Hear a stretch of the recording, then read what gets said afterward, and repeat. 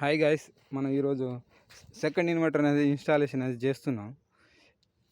ఇది వచ్చేసి 400 kilowatt సోలిస్ inverter. ఇదిగోండి ఫ్రెండ్స్, ఇది మోడల్ నెంబర్ వచ్చేసి S6CU3P350K06EVND. దీన్ని బట్టి మనం ఆన్లైన్ అనేది చేస్తారు. ఈ నెంబర్ ఈ నెంబర్ అనేది కంపల్సరీ ఉండాలి. దీనికి వచ్చేసి 30 స్ట్రింగ్స్ ఉంటాయి.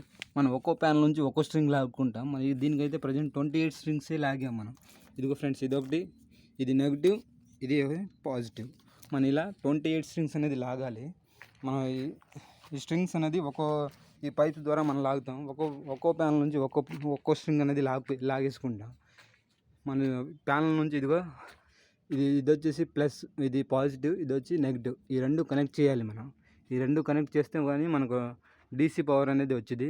ఇటువైపు కనెక్ట్ చేయాలి, ప్లస్ అటువైపు కూడా కనెక్ట్ చేయాలి. పైప్స్ ద్వారా మన ఇన్వర్టర్ దగ్గరికి తీసుకురావాలి ఫ్రెండ్స్. అలాగా 28 స్ట్రింగ్స్ అనేది తీసుకురావాలి. 28 స్ట్రింగ్స్ అనేది కంప్లీట్గా మనం వచ్చిన తర్వాత మనకు డీసీ పవర్ అనేది వచ్చింది. దాని ఆఫ్టర్ మనం ఈ ఇన్వర్టర్ అనేది ఆన్ చేస్తాం. ఆన్ చేసిన తర్వాత ఆటోమేటిక్గా మనం ఏసీ పవర్ అనేది లూప్ అనేది లాగేసుకెళ్తాం. ఏసీ కేబుల్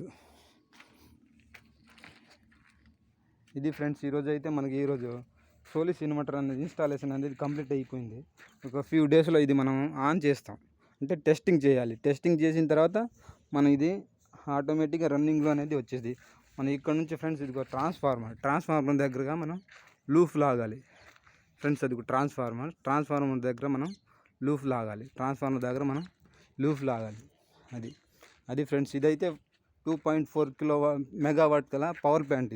ఇలాంటివి మనం 6 ఉంటాయి. ఇది వచ్చేసి సెకండ్ ఇన్వర్టర్ అనేది కంప్లీట్గా మనం కేబుల్ వర్క్ అనేది కంప్లీట్గా అయిపోయింది. ఇది ఫ్రెండ్స్ ఈరోజు వీడియో.